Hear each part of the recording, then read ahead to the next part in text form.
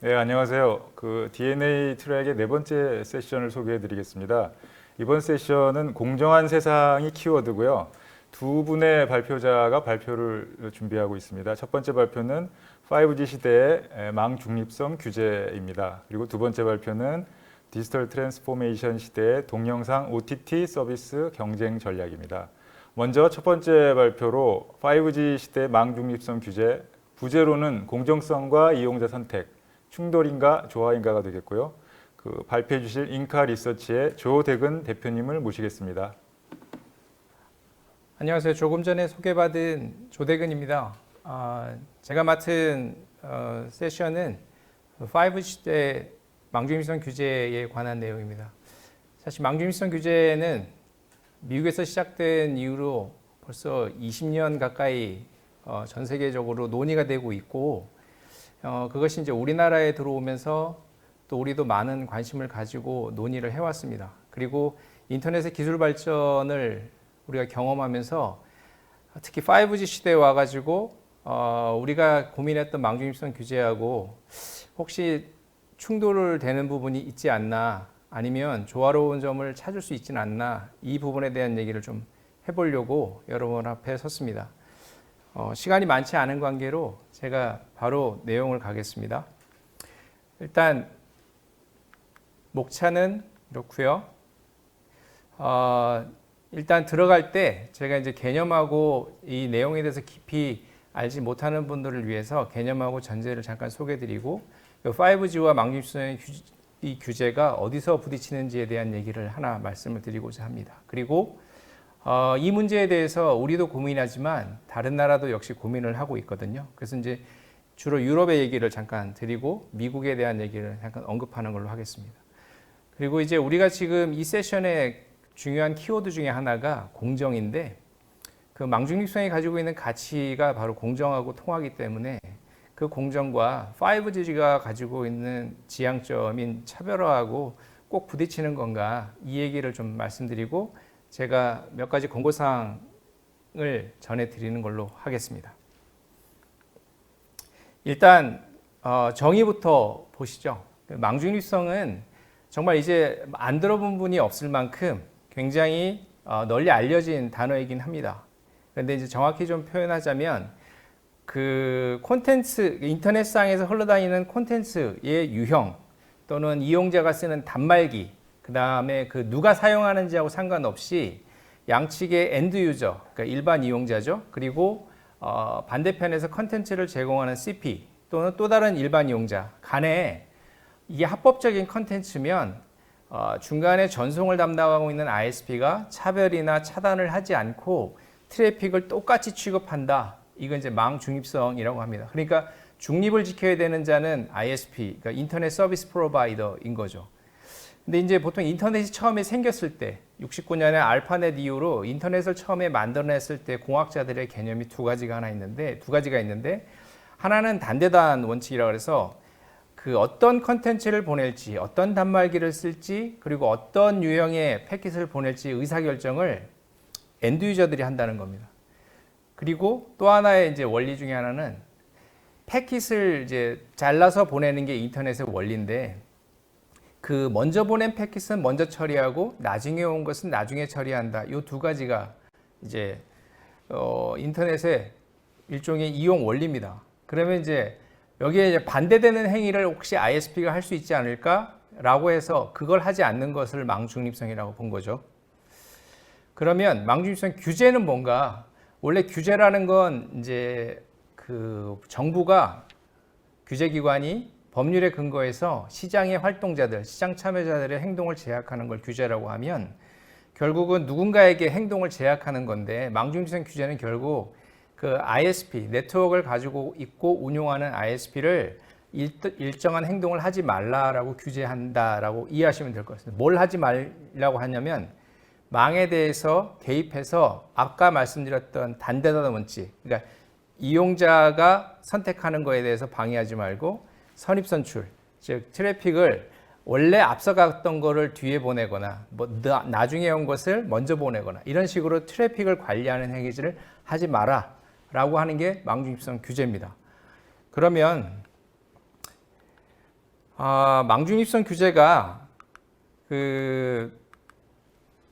처음에는 정말 물리적인 규제였어요. 무슨 얘기냐면 ISP가 트래픽을 바라보고서 이런 트래픽은 차단하겠어. 이런 트래픽은 속도를 조절하겠어. 이렇게 하지 말라고 하는 관련 행위를 규제하는 물리적 행위를 규제하는 게 처음 시작이었어요. 그래서 대표적인 게 no blocking, 그러니까 차단하지 마라.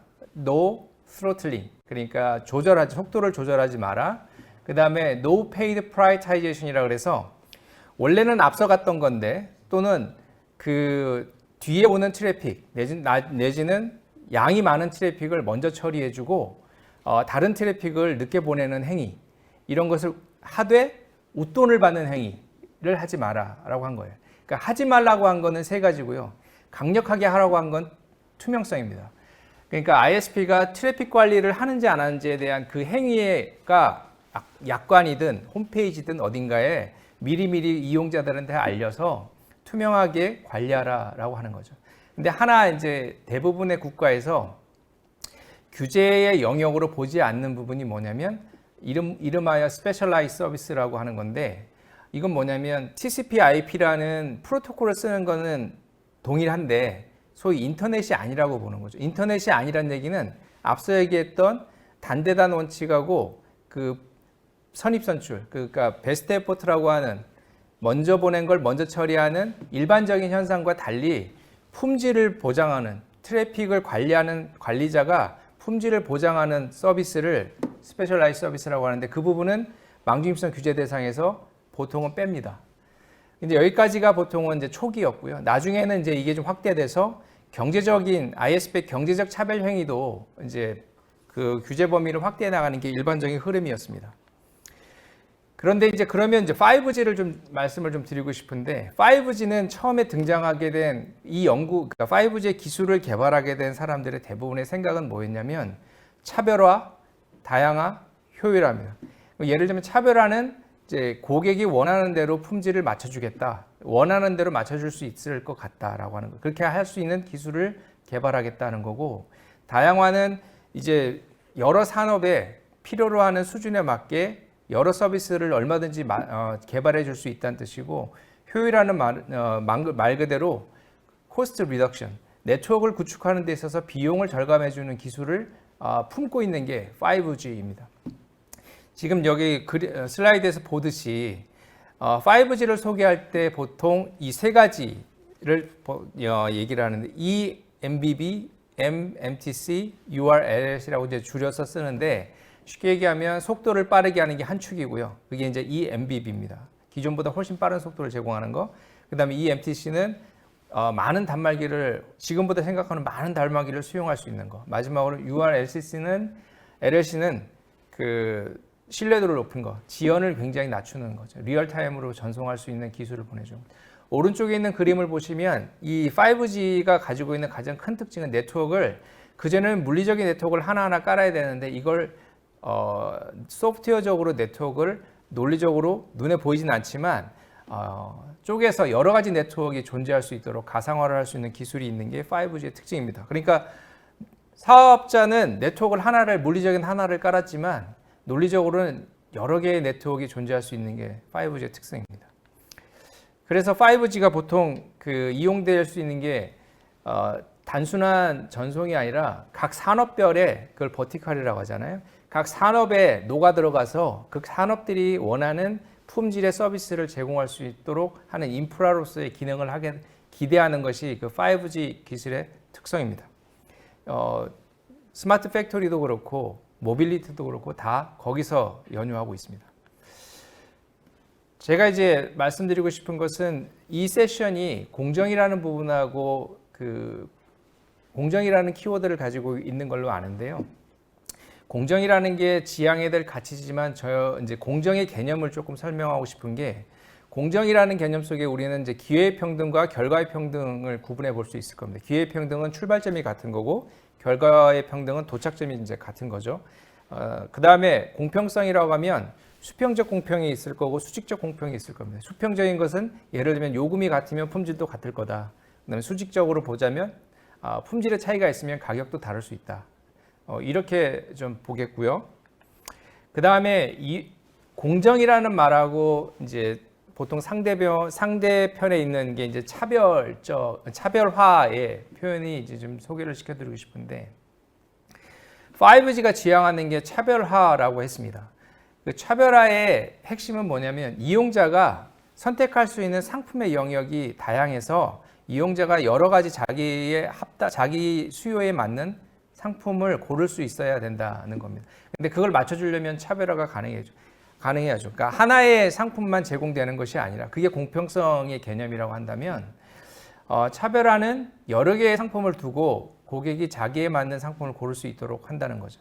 그래서 선택권이 보통 넓으면 우리는 이용자 후생이 크고 그 사회 전체적으로 후생이 크다고 봅니다. 그리고 선택권이 넓다는 건 이용자가 선택할 폭이 넓어지면 보통 공급하는 자에 대비해서 이용자 대항력도 커지는 거죠. 그래서 충분한 정보가 제공된 상태에서 선택권이 커지면 시장 자체가 경쟁이 촉진되는 걸로 알고 있습니다. 그런데 문제는 이 정보가 충분히 시장에 제공되지 못하는 것라는 문제 때문에 정보는 공공재적 성격이 좀 있어서 정부가 사실은 이 부분에 많은 노력을 기울여야 되는 이유도 있는데 이건 이후에 설명을 좀 보태겠습니다. 자, 그러면 그 5G라는 새로운 기술이 들어오는 것과 기존에 이제 우리가 어느 정도 사회적으로 많이 논의된 이 망중립성 규제가 어디서 부딪히냐 말씀드린 것처럼 망중립성은 그 선입선출에 대한 공정에 누구나 이제 인터넷을 공정하게 이용할 수 있어야 된다는 가치를 지향하고 있고 5G는 차별화를 통해서 이용자 선택의 폭을 넓히는 게 기본적으로 기술의 지향점이다 보니까 이것이 부딪히는 거 아니냐라는 얘기가 있습니다. 근데 저는 이제 그 부딪히는 내용을 좀 부딪힌다고 하는 부분을 좀 말씀을 드리고 그것이 이제 조화로울 수 있지 않을까 생각을 좀 해보려고 합니다. 5G 시대 이전에 4G까지는 가장 큰 특징은 뭐냐면 모든 서비스가 하나의 속도로 제공이 됐다는 겁니다. 그러니까 속도는 동일하고 요금이 달랐던 거죠. 그래서 데이터를 이용할 수 있는 양이 달랐던 것 뿐이어서 최선현 인터넷망, 소위 베스트 에포트망이 일반적이었고 그래서 이 망 전체는 대부분이 망중립성 규제의 규제 대상이었습니다. 그런데 이제 5G 이후에 서비스들은 어떻게 되냐면 당연히 최선형 인터넷망도 있고요. 근데 거기에 품질을 관리해서 별도의 네트워크를 가지고 다양한 서비스를 제공할 수 있는 기술적 배경을 가지고 그 최선형 인터넷망이 아닌 제가 이제 서두에 말씀드렸던 TCP/IP를 이용하지만 인터넷은 아닌 그 스페셜라이즈 서비스라는 서비스가 활성화될 가능성이 굉장히 높습니다. 그러다 보니까 여기는 차별화가 기본적으로 전제되어 있는 기술이다 보니 그러면 과거에 최선형 인터넷망의 망중립성 규제가 전반적으로 적용이 됐는데 5G에 오니까 대부분은 최선형 인터넷은 적용이 안 되더라도 적용이 되지 않는 영역이 넓어지더라. 이제 이것 때문에 우려하는 경우가 있다는 겁니다. 그러면 이제 5G의 대표적인 기술인 이제 네트워크 슬라이싱은 이 스페셜라이즈 서비스를 확대시키는 기술적 배경이 됩니다. 무슨 얘기냐면 5G는 물리적으로는 하나의 망이지만 그 안에는 여러 개의 계층, 지금 보시다시피 그 소프트웨어적으로 망의 층을 나눠서 하나의 슬라이스 안에 하나의 기술들을 맞춰서 서비스를 할 수 있다는 거죠. 그럼 IoT 서비스든 뭐 스마트 팩토리든 이런 것들이 각 슬라이스 하나별로 제공이 될 겁니다. 이제 그러면 최선형 인터넷의 서비스는 당연한 거고 다른 층에서는 다른 서비스들이 이제 제공이 될 거라는 거죠. 그렇게 되면 최선형 인터넷 서비스는 이제 망중립성 규제 대상이긴 한데 네트워크 슬라이싱을 통해서 품질 관리 서비스가 들어간다고 하는 소위 스페셜라이즈 서비스는 품질 보장을 전제로 하기 때문에 소위 말하면 인터넷이 아닌 인터넷, 소위 스페셜라이즈 서비스라서 망중립성 규제 대상에서 이제 빠질 겁니다. 그것 때문에 소위 이제 차별화가 확대될 건 분명한데 망중립성 규제 대상에 이 부분들이 빠지면 그게 가능할 건가 이제 그 얘기인 거죠. 그래서 스페셜라이즈 서비스를 좀 간단히만 말씀드리면 제일 중요한 특징은 특정 이용자가 특정의 품질을 보장을 받으면서 용도가 따로 정해져 있다는 겁니다. 대표적으로 이제 얘기하는 게 IPTV, 이제 볼테라고 하는 서비스, 음성 서비스, 스마트 그리드, 뭐 심장 박동 측정 뭐 이런 것들이죠.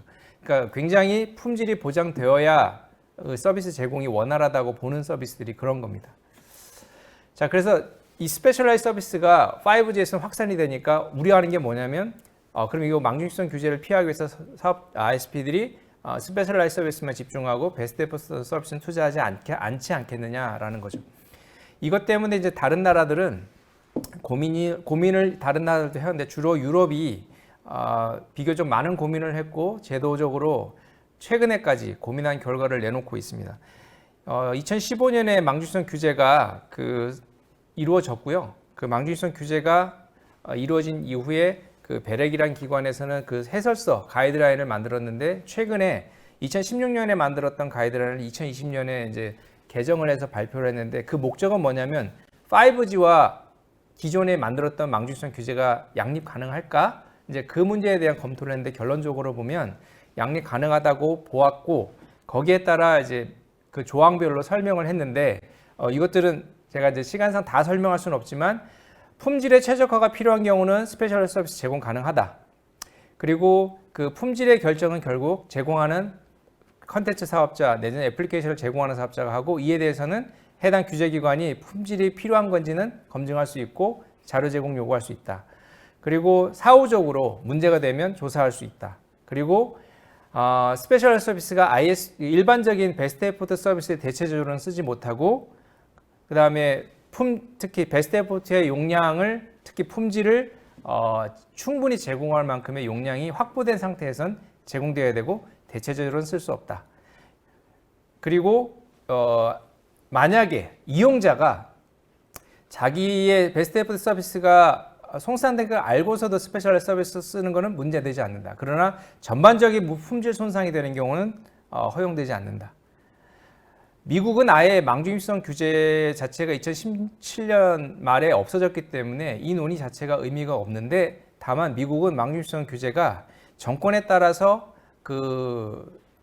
생겼다, 완화됐다 또는 강화됐다 해서 정책의 일관성은 매우 부족한 국가라서 소개할 필요는 없지만 5G에 대해서 국가 경쟁력을 갖추기 위한 노력을 많이 하고 있기 때문에 망중립성 규제가 걸림돌이 되지 않도록 노력하고 있는 특징이 있습니다. 그러면 이제 공정하고 이용자 선택 이 두 가지가 공존을 해야 될 거라고 저는 보는데 망중립성 규제가 지향하는 가치는 공정입니다. 근데 여기 이 공정이라는 개념이 들어갈 수 있는 영역은 최선형 서비스예요. 소위 베스트 에포트 서비스입니다. 그러니까 사업자 ISP는 뭘 해야 되냐면 약관에서 제공하겠다고 약속한 품질의 수준에 맞게 서비스를 제공해야 될 책임이 있습니다. 반면에 5G는 지향하는 것이 차별화, 최적화, 효율하니까 이 하나의 망에서 여러 가지 서비스를 다 제공할 수 있습니다. 그런데 베스트 에포트 서비스는 당연히 아까 말씀드린 것처럼 충분히 품질을 보장해야 되고 품질을 보장한다는 게 속도를 약관에 있는 것처럼 제공해야 되고 나머지는 이용자가 원하는 다양한 서비스를 제공할 수 있는 겁니다. 각 버티컬별로 원하는 게 있을 테니까요. 그래서 가능하면 물리적인 망에서 여러 가지 슬라이스별로 최선형 서비스하고 스페셜라이즈 서비스의 양립을 지향할 필요가 있는데 핵심은 품질이 어느 쪽도 떨어지지 않으려면 적극적인 투자가 전제되어야 한다는 겁니다. 이 서비스, 다시 말하면 망중립성 규제에 의해서 보호받는 베스트 에포트 서비스와 5G 서비스는 결국 이용자 보호에 방점이 있어야 됩니다. 그게 가장 큰 전제는 뭐냐면 투명성이에요. 망중립성 규제에 있어 투명성은 ISP가 트래픽 관리를 어떻게 하느냐에 대한 정보가 공개돼야 되고요. 그 다음에 그 5G에서의 이용자 선택권에 관련된 투명성은 이용자가 소위 informed decision, 충분한 서비스의 내용을 알고서 선택할 수 있도록 해주는 투명성을 보장할 필요가 있습니다. 근데 투명성이 정보 제공이잖아요. 근데 정보는 보통 공공재적 성격이 강해서 프리라이더가 보통 발생해요. 그래서 이 정보 제공에 적극적으로 노력해야 될 부분이 시장이 아니라 오히려 정부라는 겁니다. 그 정부에게 요구되는 부분이 바로 그 정보 제공의 의무가 있다라고 하는 겁니다. 제가 그래서 이제 권고를 드리고 싶은 건 첫 번째, 차별하고 차별화의 분리를 좀 했으면 좋겠다. 차별의 영역은 뭐냐면 베스트 에포트 서비스에서 망중립성 규제를 하는 건 차별하지 말라고 하는 부분은 바로 최선형 서비스의 문제고 거기서는 차별이 발생하지 않도록 예방과 금지를 하는 것이 중요합니다. 반면에 차별화의 영역이 있는데 이게 이제 이용자 선택권을 확대하는 영역인데 지금 우리가 얘기했던 그 스페셜라이즈 서비스에 대해서는 신기술에 대해서는 확대와 장려가 필요하지 않을까. 그건 좀 구별이 필요하다는 겁니다. 두 번째는 다이나믹 이피션시라고 해서 우리가 지금 신기술이 들어오면서 새로운 기술에 의해서 산업이 생산성이 높아지고 또 선택권이 넓어지고 하는 이런 부분은 이 전체가 사실은 사회적 후생을 넓혀줄 수 있는 중요한 계기가 되거든요.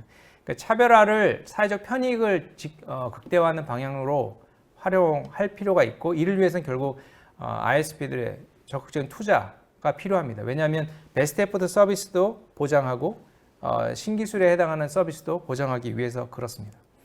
세 번째는 이제 이용자하고 그 서비스 제공자 간의 선택권을 보장하는 게 필요한데 특정 서비스만을 강조하는 거. 예를 들면 스페셜라이즈 서비스를 자꾸 몰아가거나 아니면 베스트 에포트만을 제공하도록 얘기하는 것 자체가 문제가 있습니다. 양자를 다 선택할 수 있도록 열어주는 게 저는 맞다고 봅니다.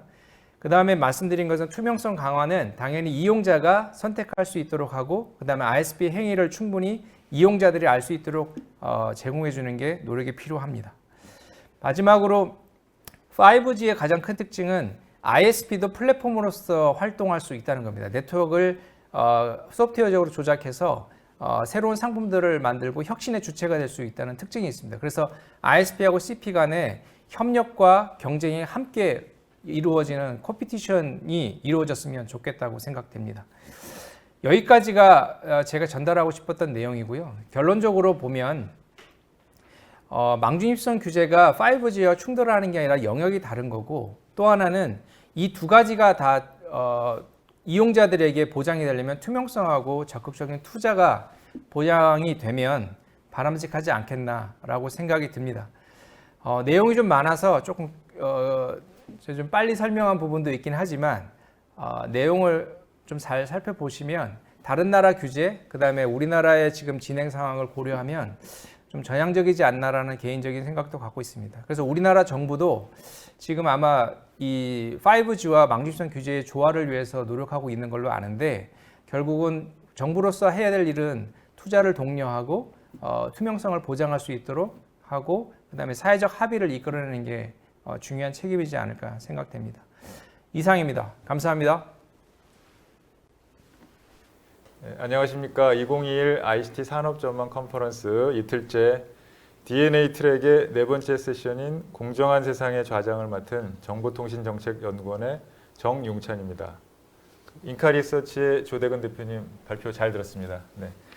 사실 5G라는 게 좀 기술적인 부분도 많고, 저도 정보통신정책연구원에 있지만 굉장히 좀 어려운 부분들이 많거든요. 그리고 특히 망중립성이라든지 네트워크 슬라이싱 이런 기술적인 용어도 많이 나오는데 그렇죠. 굉장히 좀 차분하게 아주 이해하기 쉽게 설명해 주셔서 저도 공부가 많이 됐습니다. 그래서 이제 대부분은 발표를 통해서 많이 제가 기존에 가지고 있던 의문들이 이제 좀 해소가 됐는데 한 두 가지 정도만 제가 좀 추가적으로 좀 질문을 드리고 싶습니다. 예. 그 첫 번째 질문은 사실 이제 설명을 하실 때도 네트워크 슬라이싱을 하면 사실 이거는 이제 기존의 망중립성과 조금 배치되는 뭔가 새로운 서비스를 해주기 때문에 배치되는 것 같은데 이건 조화를 이룰 수 있다라고 이제 설명을 해주셨고 또 그런 조화를 이루기 위해서는 사실은 또 기존의 일반 서비스들도 품질에 저하받지 않을 수 있다. 다만 이제 그러기 위해서는 투자가 좀 필요하고 그 다음에 이제 정보 공개가 좀 필요하다. 어떻게 운영하고 있는지 트래픽이 어떤 건지. 근데 사실 이제 투자도 물론 이제 재원을 수반하는 거긴 한데 이 정보 공개가 사실 좀 내부의 어떤 그런 것들을 밝혀야 되는 거지 않습니까? 네. 그래서 이게 조금 어려운 부분이 아닐까 그런 생각이 들었는데 혹시 이게 어떻게 가능한 건지 그러면 또 저는 자연스럽게 규제기관이 뭔가 역할을 해야 되는 건가 이런 생각이 드는데 거기에 대해서 조금 설명 부탁드립니다. 예, 그럼 좀 설명을 좀 드리면 첫 번째 이제 제가 이제 제안드린 게 두 가지였잖아요. 투자하고 네. 투명성인데 사실 투자는 ISP가 의지적으로 하려는 게 아니라 경쟁 압력이 심하면 자연스럽게 하게 됩니다. 그러니까 이제 품질이 저하된 것이 상품이 주된 상품이라면 이용자는 선택하지 않을 거기 때문에 결국은 우리나라 지금 4개 그룹이죠. 통신사 3개와 케이블 TV 사업자까지 네. 4개의 사업자가 경쟁을 하고 이동에서는 이제 3개 사업자 경쟁 중인데 이들 간에 그 최선형 서비스의 품질이 어디가 더 우수하냐가 결국은 선택을 받을 요소이기 때문에 그 투자는 자연스럽게 이루어질 거고요. 네. 지금 우리가 그동안 LTE까지 경험한 것처럼. 그리고 이제 투명성의 문제는 말씀드린 것처럼 공공재의 성격이 있어서 내가 굳이 그 투명성에 관련된 정보를 얻어내려고 일반 시장에서 노력하지 않습니다. 대신 이제 정부가 그 역할을 해줘야 되는데 그 투명성에 확보되기 위한 정보가 2가지 종류가 있는데 하나는 이제 망중립성의 규제에 해당하는 최선형 서비스의 정보, 즉 ISP가 트래픽 관리를 하냐, 하면 어떤 기준에서 하냐, 그다음에 품질은 어느 정도면 맞는 거냐, 이건 사실 이미 하고 있습니다. 네. 이제 우리 이미 하고 있는데 두 번째 지금 필요한 게 뭐냐면 그런 5G 서비스라는 신규 서비스고 우리가 말씀하신 것처럼 좀 어렵고 네. 그다음에 용도도 잘 모르겠고 네. 그다음에 누가 써야 되는 건지 잘 모르겠다면 이 부분에 대한 합리적인 선택을 할 수 있는 상품 정보 그다음에 어느 고객에 적합하다고 하는 내용들이 보통은 B2B에서 거래될 가능성이 높거든요. 5G 네트워크 슬라이싱 서비스가.